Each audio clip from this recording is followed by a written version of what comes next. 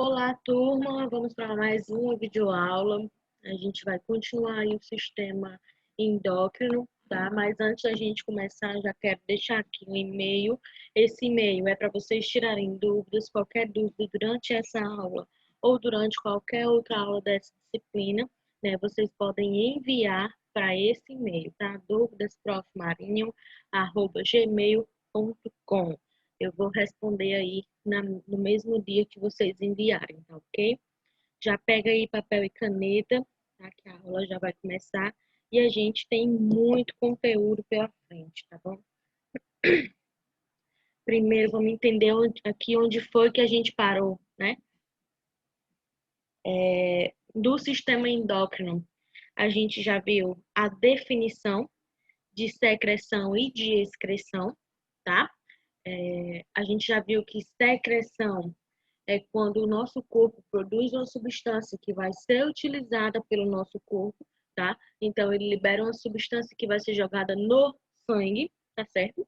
E que excreção é quando o nosso corpo produz uma substância que vai ser jogada para fora do corpo ou para dentro de uma cavidade, tá? A gente também viu a definição de hormônios, né? A etimologia da palavra já quer dizer estimular, tá certo? E os hormônios vão servir basicamente para isso, para estimular o funcionamento de um órgão, para estimular a produção de outro hormônio, para estimular a produção de qualquer substância dentro do nosso corpo, tá? Então, é basicamente isso, tá certo? Nós também diferenciamos os tipos de glândulas que existem no nosso sistema, tá certo? A gente viu as glândulas endócrinas, que são glândulas que vão produzir hormônios, são glândulas que secretam hormônios, tá?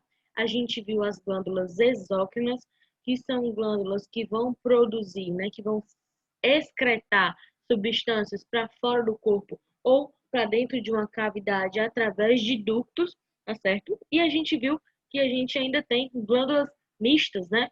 Que vão desempenhar aí os dois papéis, tanto vão ter funções endócrinas quanto exócrinas, tá bom?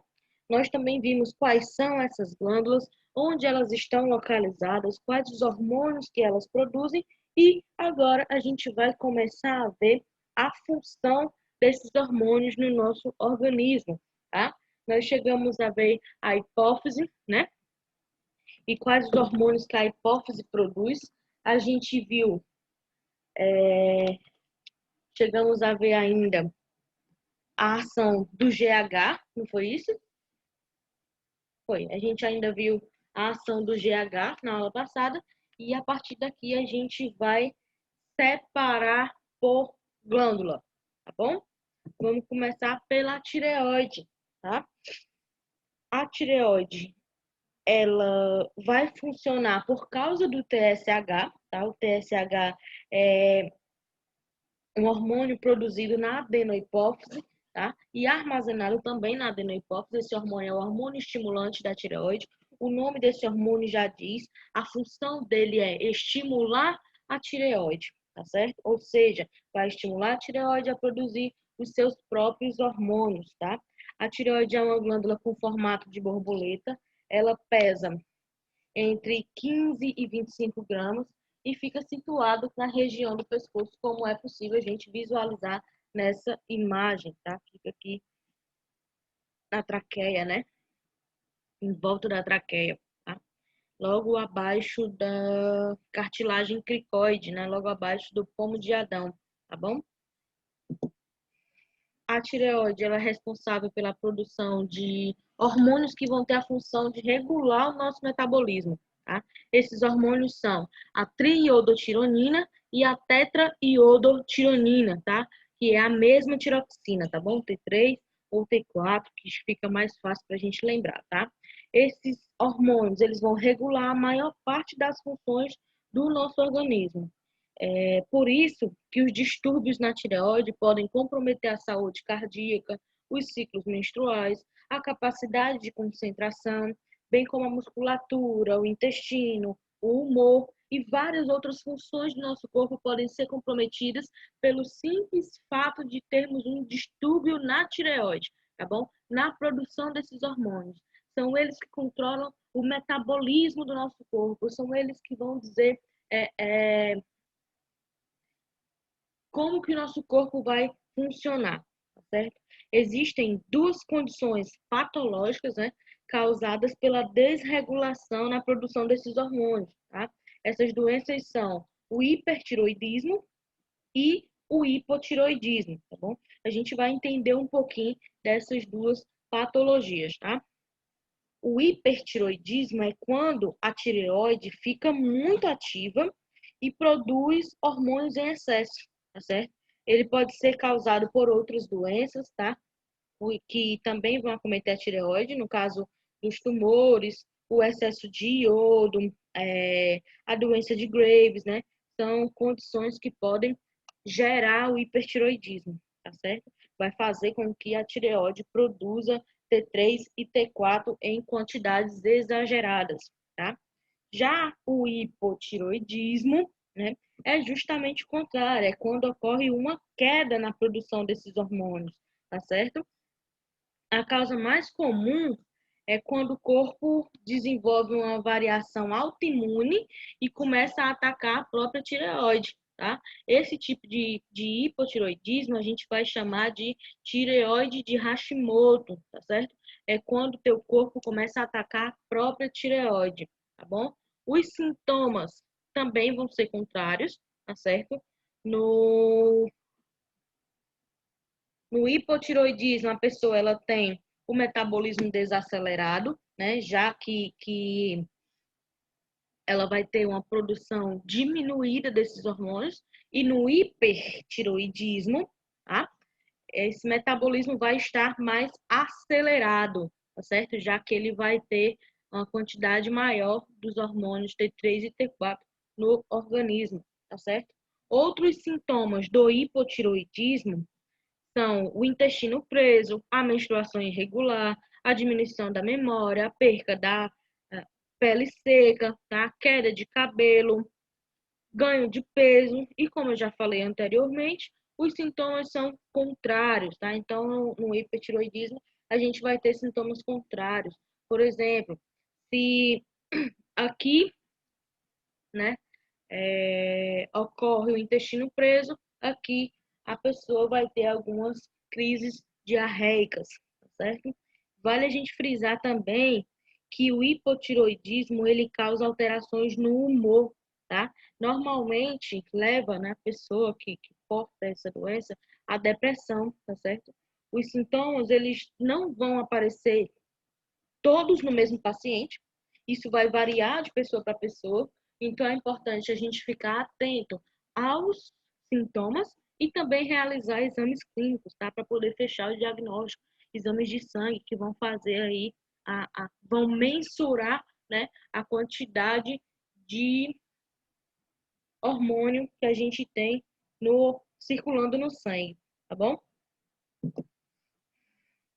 Então, relembrando, os hormônios produzidos na tireoide vão ter a função de regular a nossa atividade metabólica, tá? São os nossos reguladores metabólicos. Eles são o T3 e o T4, que é a triiodotironina e a tetraiodotironina ou tiroxina, mesma coisa, tá? Ambos vão ser sintetizados pelo iodo, tá certo? Iodo esse que a gente consomem no nosso sal de cozinha, tá? Antigamente, a gente não tinha iodo na composição dos nossos alimentos.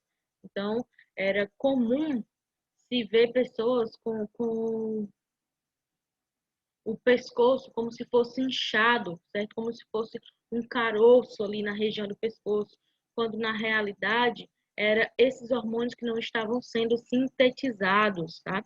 A partir do momento que a gente começou a ingerir o iodo, a gente diminuiu aí a quantidade de pessoas com bócio endêmico, que é o nome que a gente dá a essa condição em que a pessoa tem pouco iodo, né, na circulação e tem essa condição de pescoço inchado, tá? A tireoide vai produzir ainda mais um hormônio, tá certo? Esse hormônio é a calcitonina, que vai participar aí do metabolismo do cálcio, tá? Ele vai ter a função de diminuir a concentração de cálcio no sangue, mas a gente vai já entender isso. Vamos entender isso como? Porque aqui nas paratireoides, elas vão produzir um hormônio, que é o paratormônio, que também vai regular a quantidade de cálcio no sangue, tá bom? Então, a calcitonina produzida na tireoide, mais o paratormônio produzido nas paratireoides, os dois juntos vão equilibrar aí a quantidade de cálcio no sangue, tá certo? Vamos entender aqui. Quando a concentração de cálcio no sangue aumenta, vai aumentar também a secreção de calcitonina, tá? E acontece então o depósito do cálcio nos ossos, diminuindo a reabsorção do cálcio nos rins e causando a queda da concentração de cálcio no sangue. Deu para compreender? A calcitonina vai ter a função de pegar o cálcio e jogar esse cálcio para os ossos. Ele vai levar esse cálcio até os ossos, tá certo? Vai depositar o cálcio nos ossos. Se esse cálcio está sendo depositado nos ossos, significa que ele está sendo retirado do sangue, tá certo? E quando a concentração de cálcio diminui, o paratormônio, que é produzido aqui nas paratireoides, vai entrar em cena, tá bom? E vão atuar na remodelação óssea, né? Aí vão atuar nos osteoclastos, que são as células ósseas responsáveis pela remodelação óssea, tá? Elas vão solubilizar o cálcio e assim o cálcio vai ser absorvido no intestino e nos rins e vai elevar aí a concentração de cálcio no sangue. Deu para entender? Se não deu, vou explicar mais uma vez, tá? A calcitonina vai ser liberada, né, secretada pela tireoide, e a calcitonina, por sua vez, vai ter a função de pegar o cálcio que está presente no sangue, tá? E colocar, depositar esse cálcio nos ossos. A partir desse momento, ela diminui a quantidade de cálcio que a gente tem no sangue, tá certo? Ao mesmo tempo, o paratormônio, quando as quantidades de cálcio estão baixas, ele vai pegar o cálcio lá no sangue, lá nos ossos, dos nossos osteoclastos e vai pegar esse cálcio e jogá-lo no sangue, tá? Para aumentar a quantidade de cálcio no sangue, tá certo? Fatores como retirada cirúrgica podem desencadear aí alterações no funcionamento aqui das paratireoides, tá? Podem causar o hiperparatiroidismo e o hipoparatiroidismo, tá certo? O hiper é quando existe a secreção do paratormônio em excesso, tá? Que vai causar aí o aumento do cálcio no sangue, né? Isso também pode causar um enfraquecimento dos ossos e cálculos renais. Já no hipoparatiroidismo é quando acontece a redução dessa secreção do paratormônio e, consequentemente, acontece também a diminuição de cálcio no sangue, ok? Que ao mesmo tempo que a paratireoide deixa de produzir o paratormônio, né? Ou produz menos, a calcitonina continua sendo produzida lá. E esse efeito vai fazer com que a diminuição no cálcio aconteça, ok? Vamos entrar aqui para as glândulas suprarrenais ou adrenais, como você quiser chamar, tá? O funcionamento dessas glândulas vai acontecer por causa da liberação de um hormônio chamado adenocorticotrofina, tá? A gente já viu esse nome aqui. Ele tá lá no slidezinho onde explica quais são os hormônios produzidos pela hipófise, tá bom? Os hormônios produzidos na adenohipófise.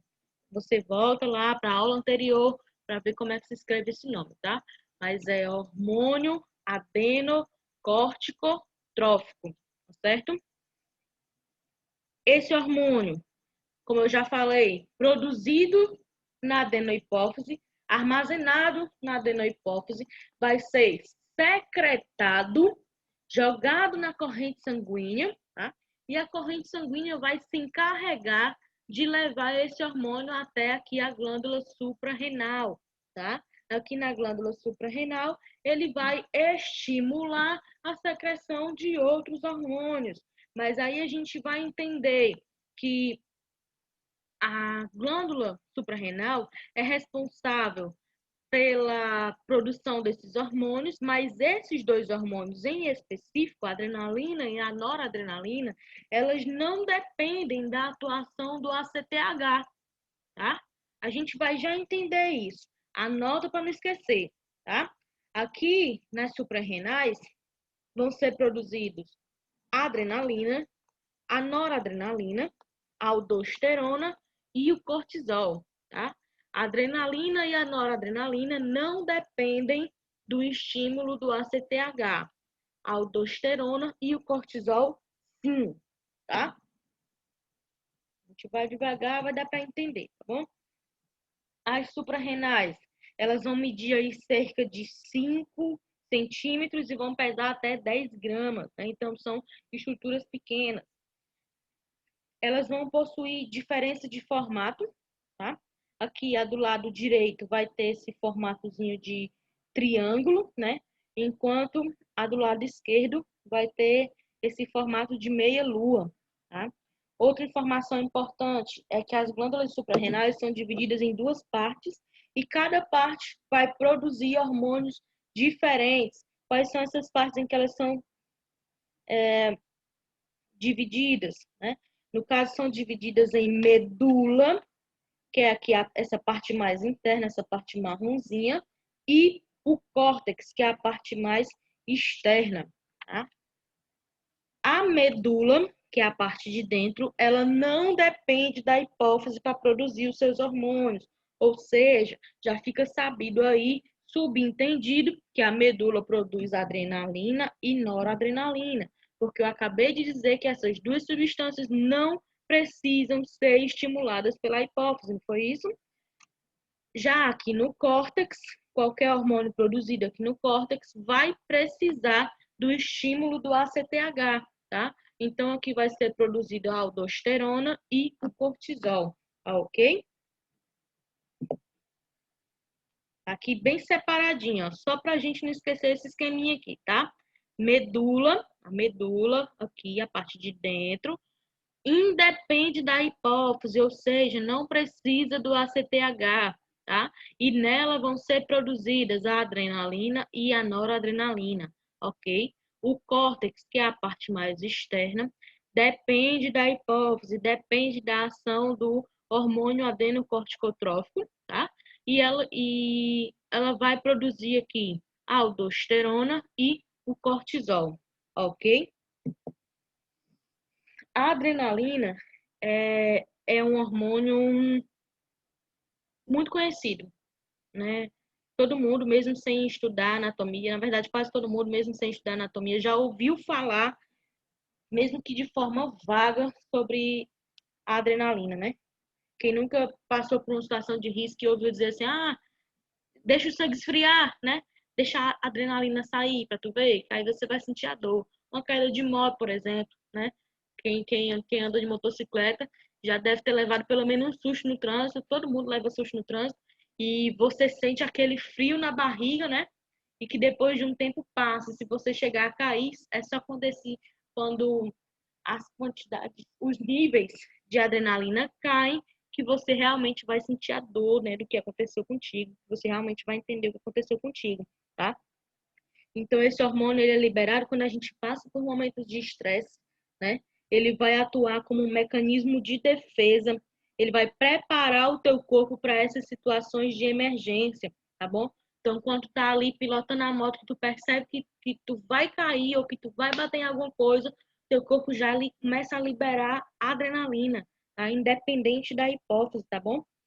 E a noradrenalina, né, também vai preparar o teu corpo em momentos de estresse. Só que agora ela vai te fazer, né, lutar ou fugir, tá certo? Então a noradrenalina é conhecida como substância de luta ou fuga, tá?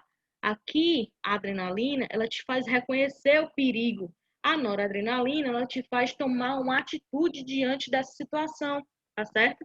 E o efeito desses dois hormônios é, de certa forma, ainda pouco estudado, pode-se dizer assim, né? Não tem tantas informações para explicar porque que quando a gente está num momento de estresse, né? Num assalto, por exemplo, por que a gente toma determinadas atitudes, né? Eu lembro que na minha adolescência o pai contava uma história sobre o pai e um filho que foram ao zoológico e ele contava duas histórias, tá? Eu não sei qual era o intuito da história, até hoje eu não descobri, mas ele contava duas histórias. O pai e o filho no zoológico, a criança colocava a mão dentro da jaula de um desses gatos do mato, não me lembro se era onça, enfim, algum animal silvestre, tá? E esse animal pegava o braço do filho e o pai ficava ali parado olhando, né? O animal ali arrancando o braço da criança e o pai não teve a atitude de fazer nada. Já em outra situação, aconteceu a mesma coisa e o pai ficou tentando abrir a jaula do animal, chamar a atenção, tentando bater no animal para poder tirar o braço do filho de dentro da boca do animal, tá? Então, ainda não tem como explicar por que que isso acontece, por que que sobre efeito da adrenalina e da noradrenalina, cada pessoa vai reagir de um jeito a determinadas situações, tá? Normalmente, a pessoa que passa por esse tipo de situação, nem ela sabe explicar. Você pergunta pro cara por que que tu reagiu a um assalto, ele vai te dizer, não sei, aconteceu, na hora eu fui lá e fiz. Nem pensou, nem raciocinou, simplesmente fez, porque o teu corpo, né, lutou nesse momento, resolveu lutar nesse momento, mas ele também podia ter fugido, né? E não seria necessariamente uma escolha tua, tá certo? Seria o efeito mesmo desses hormônios aí no teu organismo, tá bom?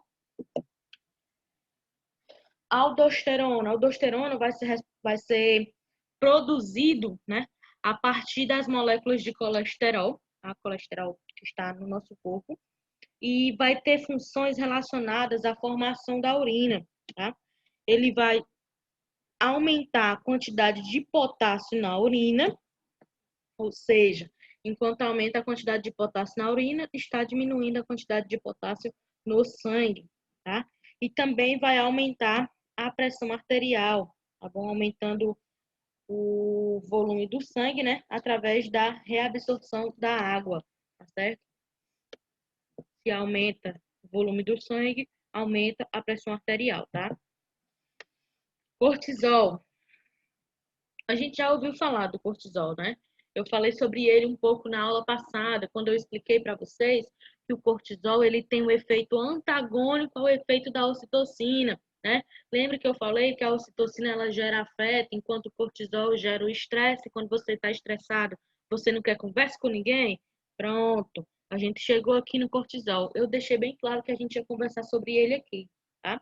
Esse hormônio ele não vai ser responsável só pelo estresse. Ele também vai ser responsável aqui pelo nosso equilíbrio de eletrólitos, tá? A quantidade de potássio, sódio e cálcio que vai estar aí circulando no nosso organismo, tá certo? Vamos lá. Quando o corpo está passando por um momento de estresse físico, mental, né, ou quando a gente é exposto a altas temperaturas, vai ser transmitido um impulso nervoso que vai ser levado até o hipotálamo, que vai transmitir a mensagem para a hipófise, que vai secretar o ACTH, que vai ser levado até o córtex da glândula suprarrenal e vai estimular a produção de cortisol, tá? Do hormônio aí do estresse, tá bom?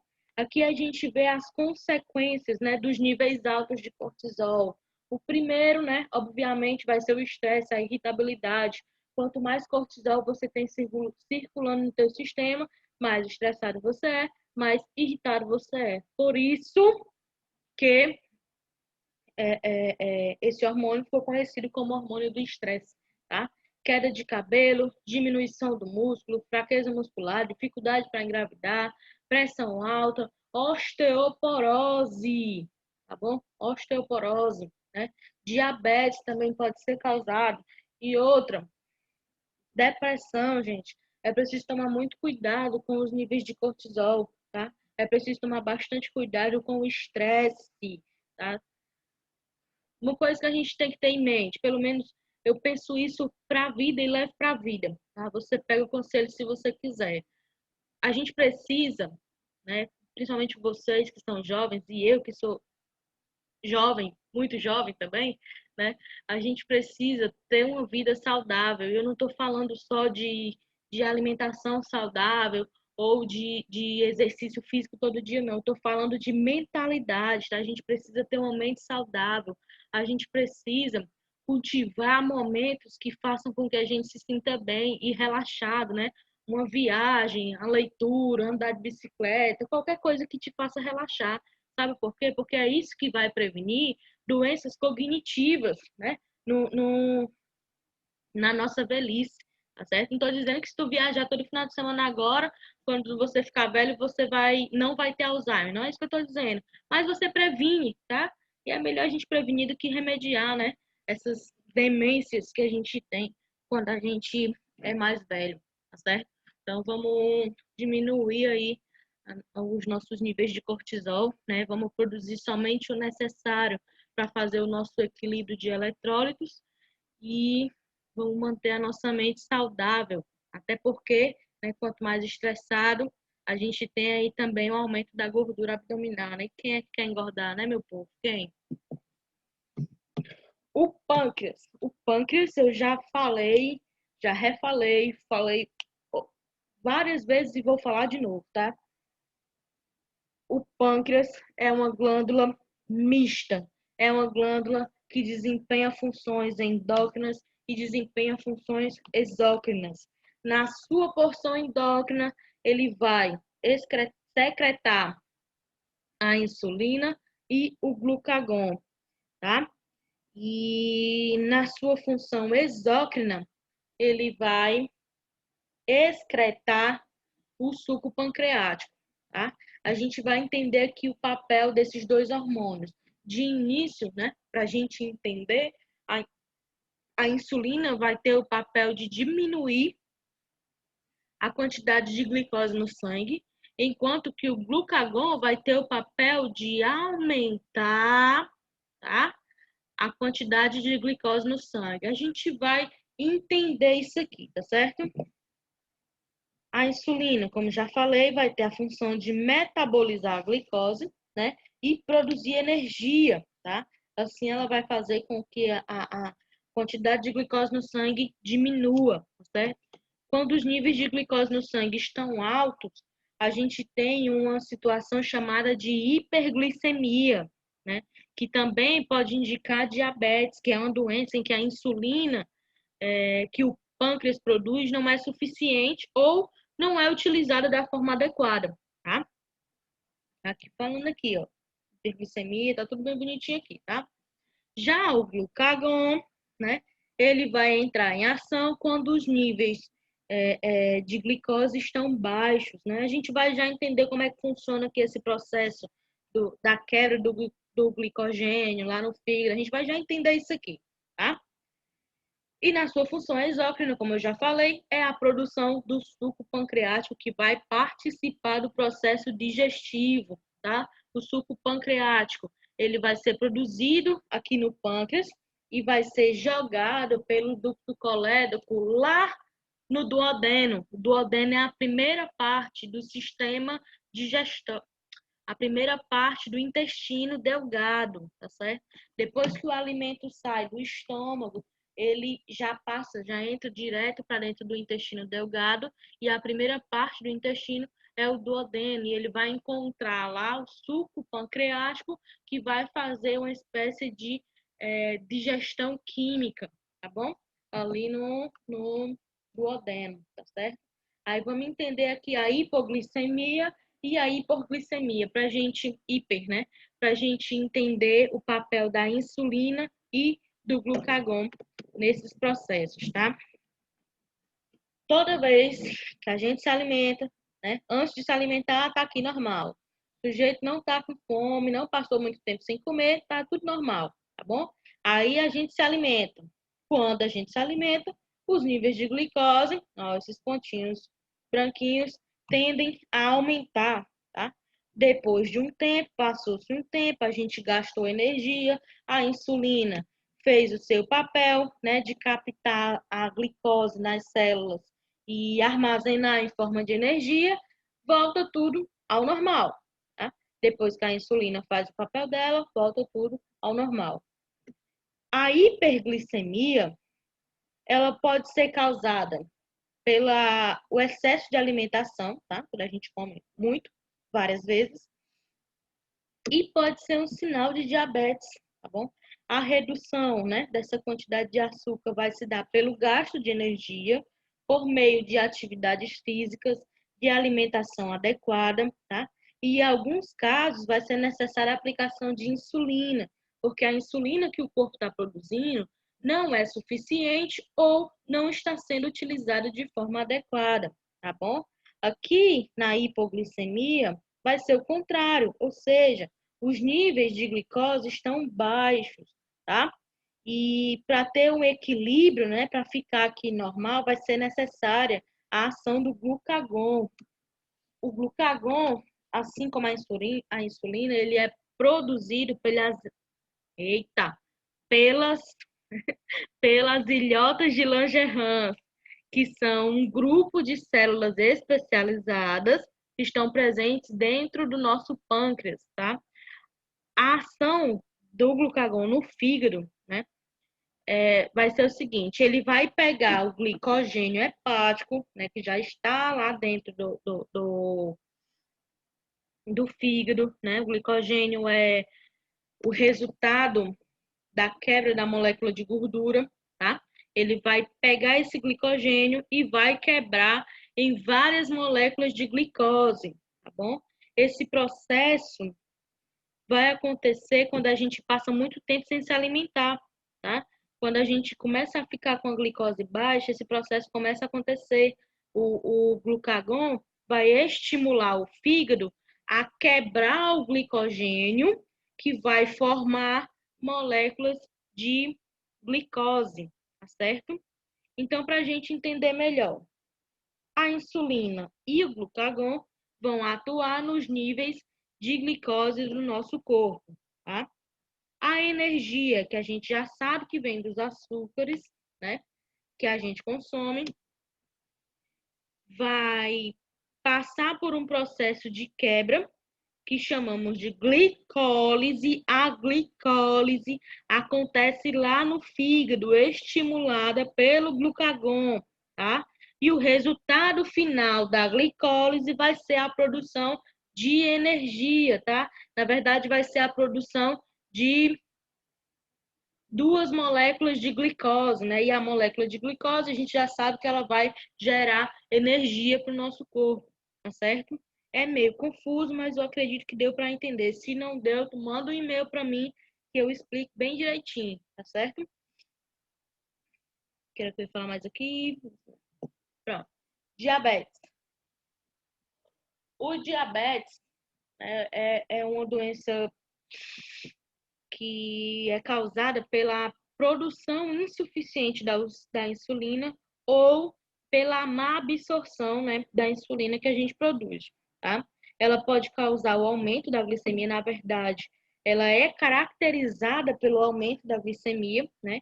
E essas taxas altas, a taxa de glicose alta, podem levar a problemas no coração, problemas circulatórios, né, nas artérias, nas veias, nos olhos e em várias outras estruturas do nosso corpo, tá? E nos casos mais graves, podem levar aí até a morte, tá bom?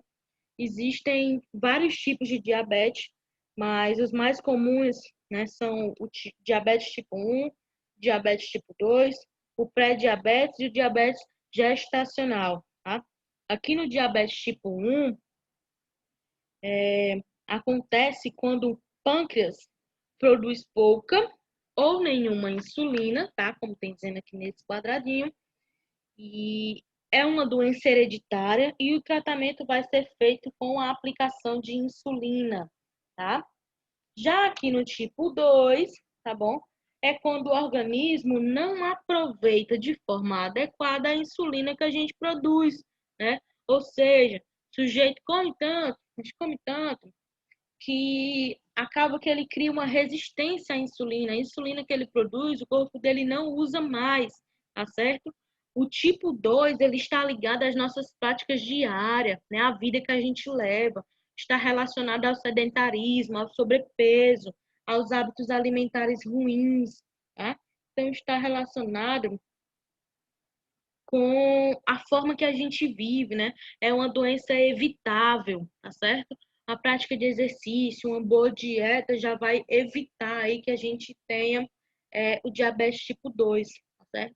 O pré-diabetes é quando os níveis de glicose estão altos, mas ainda não é o suficiente para ser diabetes tipo 2, tá? Mas a gente tem também o diabetes gestacional, né? E esse tipo de diabetes, ele acomete de 2 a 4% das gestantes. E isso aumenta a probabilidade da mãe e do bebê, tá?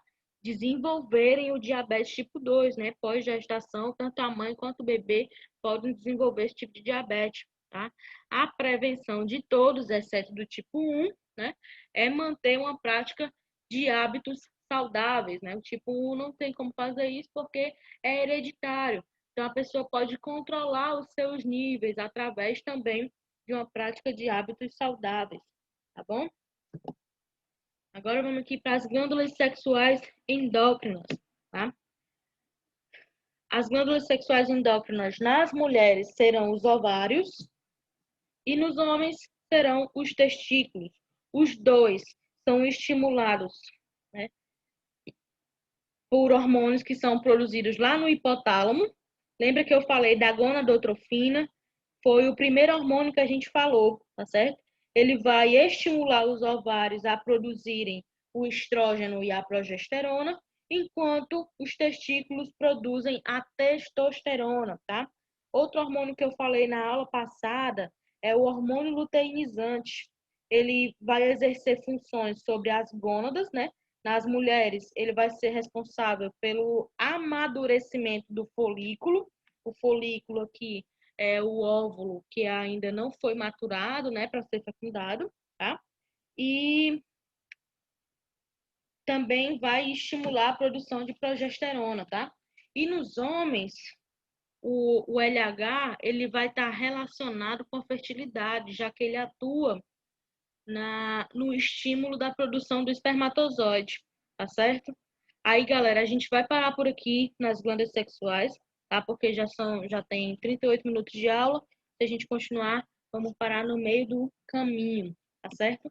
Mas na aula que vem, a gente continua a partir daqui das glândulas sexuais, tá? Já está finalizando esse assunto do sistema endócrino, já estamos finalizando aí essa parte de hormônios. Só falta a gente ver o timo e as glândulas exócrinas, que eu só separei 4, tá? Na aula que vem, a gente continua esse assunto e já começa outro sistema, tá? Tenham um bom dia, uma boa tarde, uma boa noite. Não sei que hora você vai assistir esse vídeo.